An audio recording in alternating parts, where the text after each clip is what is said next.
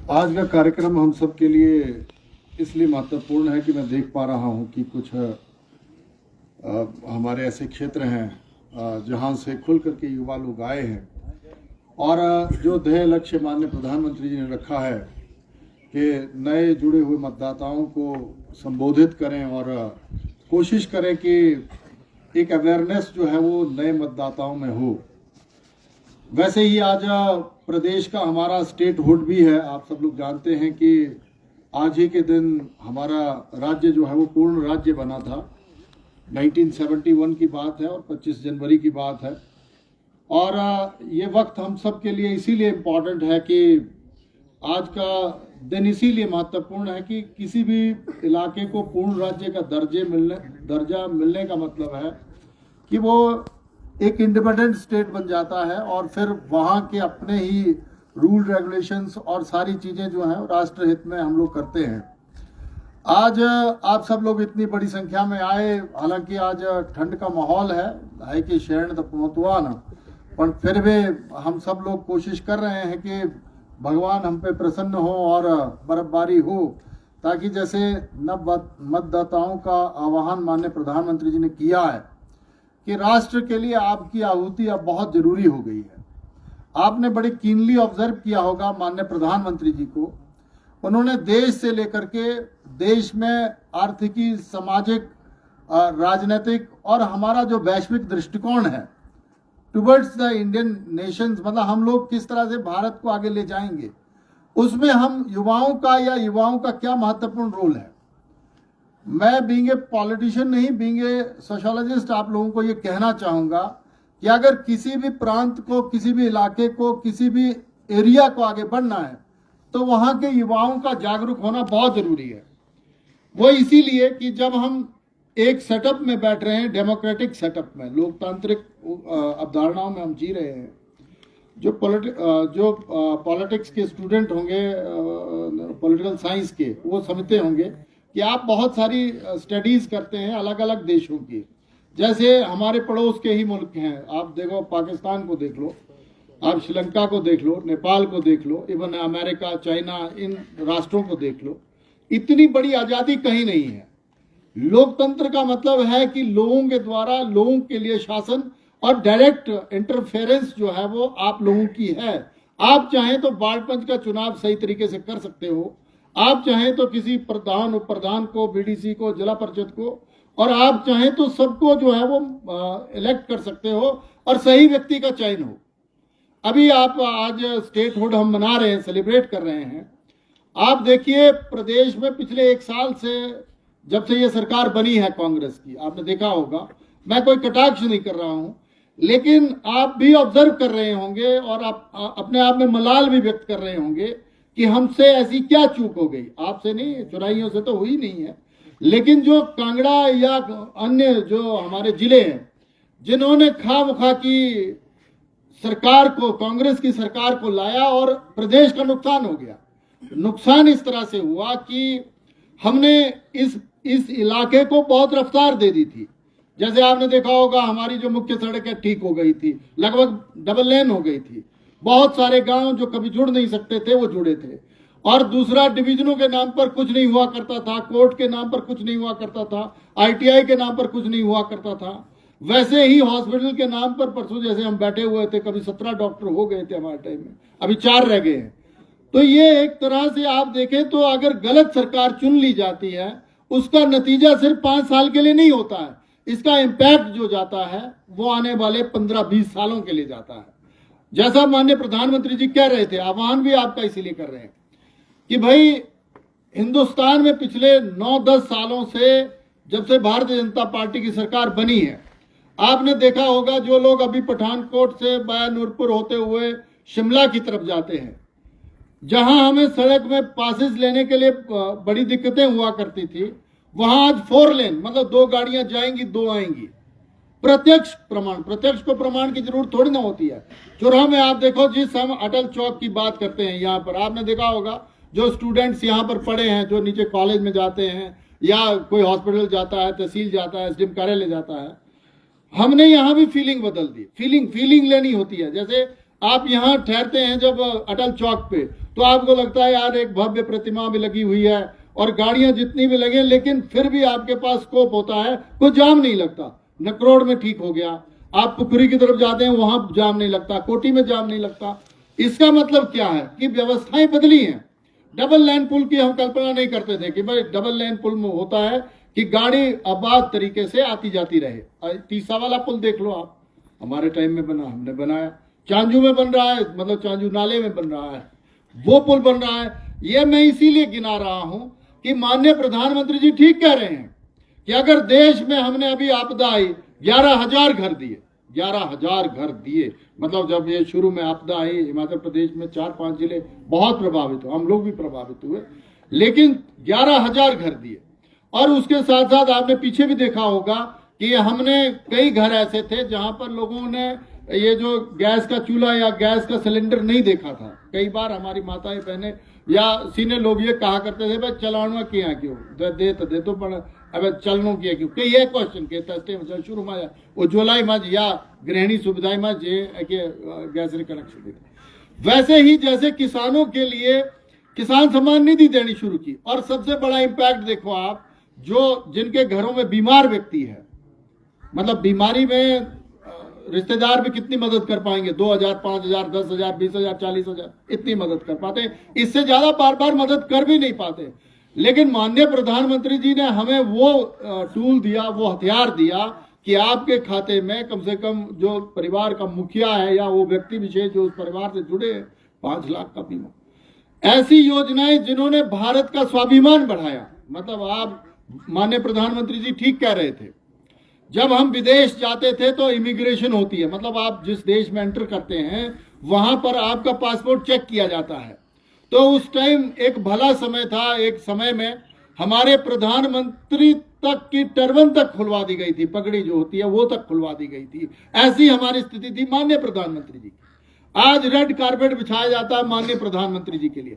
जो माननीय प्रधानमंत्री जी ने कहा कि अगर हम जिसको कहते हैं कि पूर्ण बहुमत की सरकार देते हैं बिना किसी झोल के, हालांकि अटल बिहारी वाजपेयी जैसा भी कोई प्रधानमंत्री इस देश में नहीं हुआ। अंत्योदय मतलब 2.5-3 सालों से लोग राशन फ्री में खा रहे हैं, वो अंत्योदय योजना है, वो भी भारत सरकार की, उस टाइम प्रधानमंत्री जी की सोच, अटल बिहारी वाजपेयी जी की और माननीय मोदी जी की सोच। उसमें आप और मिश्रण देख लो कि आज अगर हम अंत्योदय मतलब लास्ट में खड़े हुए व्यक्ति के साथ न्याय हो, जस्टिस हो, उसके लिए बात करते हैं, तो वो भी जस्टिफिकेशन जो है वो माननीय प्रधानमंत्री जी ने दी है। कोविड का दौर चला, आपने जो लोग ऑनलाइन गूगल के साथ जुड़े हुए हैं, जिनके हाथ में एंड्रॉयड फोन है, आपने देखा होगा या गूगल सर्च ही कर लेना, जो अपने आप को डेवलप राष्ट्र मानते थे, 4-5 देश जो हैं वो अपने आप को ये कहते थे कि हमारे यहाँ सबसे बेहतर स्वास्थ्य सुविधाएं, हमारे यहाँ सामाजिक जो आर्थिकी है वो सबसे अच्छी आर्थिकी है। लेकिन कोविड का दौर चला, आपने देखा होगा यूरोप के देशों में या चाइना जैसी कंट्री में या और देशों में लगातार हर दिन 10,000, 20,000, 30,000 लाखों लोगों ने जाने गंवाई। हिंदुस्तान तो 1.30 करोड़ मतलब 130 करोड़ का मुल्क है, इतना बड़ा राष्ट्र, लेकिन कैजुअलिटी आप देखें, आपके तीसा में भी हमने कोविड सेंटर उस टाइम बनाया था, कोई कैजुअलिटी नहीं हुई थी। मतलब क्या था कि इंजेक्शन भी माननीय प्रधानमंत्री जी ने अपनी फैक्ट्रियों को, अपने वैज्ञानिकों को कहा भाई तुम यही बनाओ, सस्ता भी पड़ेगा और यही बन जाएगा। 10,000 का इंजेक्शन उस टाइम फ्री ऑफ कॉस्ट लगा के नहीं लगा और इतनी कैजुअलिटी नहीं मिली। हम अभी सारे लोग जो है वो यहाँ बड़े आराम से अपनी जिंदगी जी रहे। बोलने का मतलब क्या है, देखो युवा लोग हो, आपको ज्यादा, आजकल के युवा बहुत फास्ट हैं, हर चीज को बहुत बेहतर और जल्दी समझ जाते हैं। देखो जल्दी समझने वाली बात क्या है कि अगर कोई व्यक्ति माउंट एवरेस्ट पर चढ़ रहा है और लास्ट पीक तक पहुंच गया, मतलब 2, 4, 5 कदम रह गए हैं, उसको वहां से खींचना नहीं चाहिए। अगर ऑक्सीजन कम हुई है तो ऑक्सीजन देनी चाहिए। ये मतलब कसकर डाटा चूसी गया ना जी दिहाड़ी का, और उसके बड़ा इंपॉर्टेंट मैसेज कहना तो हो रहे डाटा थोड़ा सा दे देना चाहिए। बोलने मतलब है कि देश भी आज तक स्थिति में जा, ये समझो आप, ये बड़ा इंपॉर्टेंट के ये बारे में तो भाई तब मिले घरे तक थोड़ी देर दे अपने हॉटस्पॉट ये बोलते ना, मतलब उस तरीके से बोलते हैं हम कि थोड़ी देर हाण दे भाई तब तो भर में रात ज्यादा हाणते जाग आऊं या जागी या ये होते हो, पर थोड़ी देर हाण दे। तो ये डाटा देने वाली बात है। देश को आपके सहयोग की, आपकी आहुति की जरूरत है कि हमें थोड़े दिन के लिए, 5 साल के लिए, जब अटल बिहारी वाजपेयी जी 6 साल के लिए प्रधानमंत्री रहे तो अंत्योदय, प्रधानमंत्री ग्राम सड़क योजना और स्वास्थ्य के हिसाब से बहुत सारी योजनाएं उन्होंने शुरू की। पर उस टाइम एक तरह की हंग जो है वो बहुमत मिला हुआ था, कि पूर्ण बहुमत नहीं था भारतीय जनता पार्टी को। ये 370 का हटना और चीजें होना, ये सारी राम मंदिर वाली स्थिति ये नहीं बननी थी अगर बहुमत नहीं होता। बहुमत बनेगा, हमारा क्या कंट्रीब्यूशन रहेगा। एक नमो ऐप है, उसमें हम अपने पदाधिकारियों से कह रहे हैं कि नमो ऐप को आप डाउनलोड करो। हमने अपने उससे भी लिंक भेजा है आपको। सिर्फ डाउनलोड नहीं करना, उसमें जितनी भी रिक्वायरमेंट है, मतलब जरूरतें हैं, वो सारी भरनी है। जब तक वो ये ना कहे कि भाई सक्सेसफुली आपने ये इसको जो है अपना सारा डाटा अपडेट कर दिया। सरल ऐप है। मेरा पदाधिकारियों से ये भी आग्रह है आज के दिन कि देखिए ये कार्यक्रम तो 2 महीने चलने ही चलने हैं, जब तक माननीय प्रधानमंत्री जी तीसरी बार हिंदुस्तान के प्रधानमंत्री के रूप में हैट्रिक नहीं लगाते, शपथ नहीं लेते, तब तक तो हम आराम से बैठ नहीं सकते पदाधिकारी कम से कम। उसमें युवाओं को कैसे आगे, जैसे ही कॉलेजेस शुरू होते हैं या और व्यवस्थाएं खड़ी होती हैं, हम सब लोगों को एक दूसरे के साथ इंटरलिंक्ड होना पड़ेगा। मेरा आप सभी से ये आग्रह है कि जिस तरह से हमने 1 साल में इस इलाके का नुकसान कर लिया है, हम नहीं चाहते कि हिंदुस्तान का नुकसान हो। जो प्रोजेक्ट चले हुए हैं वो अपने सिरे चढ़ने चाहिए। उन प्रोजेक्टों का कामयाब होना बहुत जरूरी है। नहीं तो फिर क्या होता है, जैसे कई बार हम कैजुअल ले लेते हैं कि भाई मिंड बोट इलाके तो अब जे कई बार मैं ग्राम है तक हूँ। और ज्यादातर युवाओं में दिक्कत क्या रहती है, क्या हूँ तो धर्मशाला रह गया, या हूँ चंबे थे या फ्लैंड जगह थे या इड़त्या तड़त्या। देखो, अगर हम लोग सहयोग नहीं करेंगे तो हेल्दी डेमोक्रेसी का जो कंसेप्ट है वो कैन नॉट बी मतलब उसको हम इम्प्लीमेंट कर सकते हैं without your contribution, without your मतलब एक तरह से जो आपका इंटरनल पोटेंशियल है उसको यूज किए बिना ये देश या प्रदेश या इलाका आगे नहीं बढ़ सकता। तो मेरा आपसे ये आग्रह है, ये निवेदन भी है कि युवा लोग जो हैं वो खो दें। मतलब जैसे मैं आया हूं या मैं आई हूं तो हमने जो यहाँ पर माननीय प्रधानमंत्री जी का उद्बोधन सुना या संबोधन सुना, उसको करें डिस्कस 2-4 ग्रुप्स में। अपने ग्रुप्स तो आपके हमारे होते ही हैं, उसमें डाल दें कि आज प्रधानमंत्री जी ने ये 4 बातें तो बड़ी उत्कृष्ट बोली कि हम जो है वो अगर अंतरिक्ष में भी जा रहे हैं तो अपने बूते जा रहे हैं, अगर हिंदुस्तान की सीमाओं की रक्षा हो रही है तो अपने बूते हो रही है, अगर कहीं से किसी भी जो है वो सप्लाई कर रहा है, अगर फाइनेंशियली भी कहीं पर किसी भी राष्ट्र में कोई आपदा आ रही है तो हिंदुस्तान उसकी मदद कर रहा है।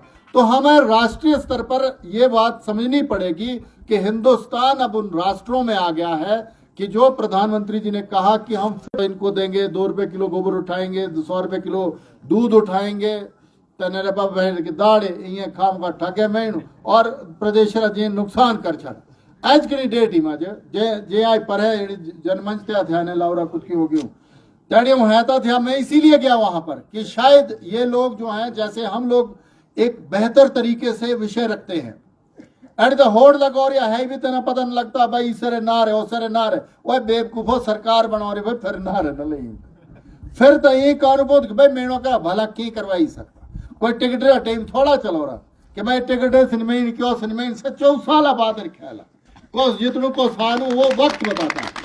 लेकिन ये गधे ये नहीं समझते कि भाई तोड़ा स्पीकर ही हो रहा और बेवकूफो ना रहे तो यो कर लाता थे, मतलब यो तो गधे फिर बता भाई ऐसा राजनीति कहानियां राजनीति करना कोई मतलब आए ना बता कि भाई हूँ राजनीति कर सकता। पर मैं जिला परिषद बना कोई 27 साल है हूँ जिला परिषद बनी गई था तो मैं भेजते भाई तू कर सकता तो तू कर। और तणा के बाद रात्रा बारी विधायक बना छड़ा है किस पर तो जी बड़े बारी तूफान उठाई था छड़ो।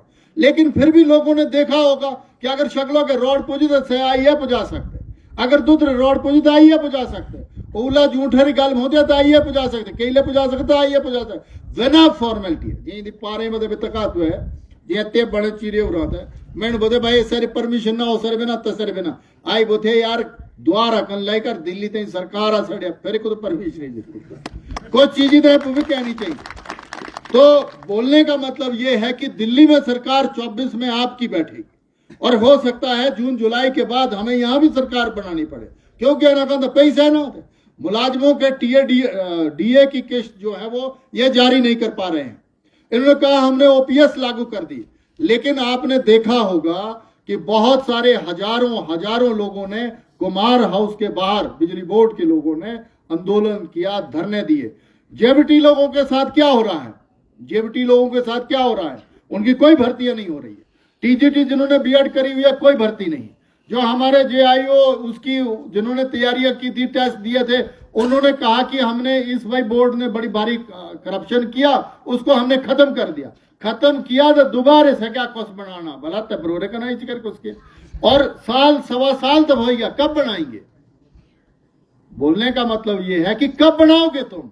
तो कम से कम युवाओं में इतना जोश होना चाहिए। मतलब अगर इस वक्त हम लोग हवा को नहीं पहचानेंगे, और आपकी उम्र तो ऐसी उम्र है जैसे मम्मी घोड़ खाता घोड़ पचाई भी सकता, जो सच्ची बात है। तो उस तरह का हुनर आप में होना चाहिए, और पढ़ाई इंपॉर्टेंट टूल है। हथियार जो है वो पढ़ाई है। पढ़ाई करोगे तो आप देहात से भी विधायक बन सकते हो।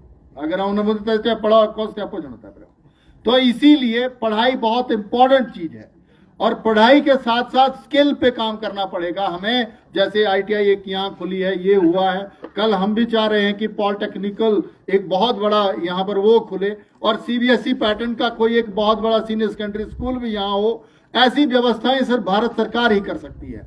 तो उसके लिए अगर हमको अपनी दावेदारी मजबूत करनी है तो हमें भी माननीय प्रधानमंत्री जी को, नव मतदाताओं को भी उनका सहयोग समर्थन करना होगा। इस उम्मीद के साथ मैं आप सभी का सच में बहुत बहुत धन्यवादी आभारी हूं कि आपने जो है इतनी बड़ी संख्या में आकर के माननीय प्रधानमंत्री जी को लाइव सुना, माननीय राष्ट्रीय अध्यक्ष जगत प्रकाश नड्डा जी को, और युवा मोर्चा के राष्ट्रीय अध्यक्ष को, और यहाँ की सारी टोली को मैं धन्यवाद करता हूँ। विशेष तौर से जिला के महामंत्री, जिला के महिला मोर्चा के अध्यक्षा दुग्गल साहब का, मंडल के अध्यक्ष साहब का, और जिला के हमारे नव निर्वाचित जो अध्यक्ष बने हैं अल्पसंख्यक मोर्चा के भाई मुन्यान जी का, और आप सभी का बहुत बहुत धन्यवाद करता हूं। जो पदाधिकारी, विशेष तौर से युवा मोर्चा के भाई कुलवंत जी, और हमारी जो टीम है, इनके दोनों महामंत्री, इनकी पूरी टीम, चाहे जिस उसमें भी लगे हुए आप लोग हैं, पदाधिकारी जितने भी आए हुए हैं, चाहे मोर्चों के हैं चाहे प्रकोष्ठों के, हम लोग एक बार अंदर बैठेंगे, जितने लोग बैठ सकते हैं अलग अलग बैठेंगे,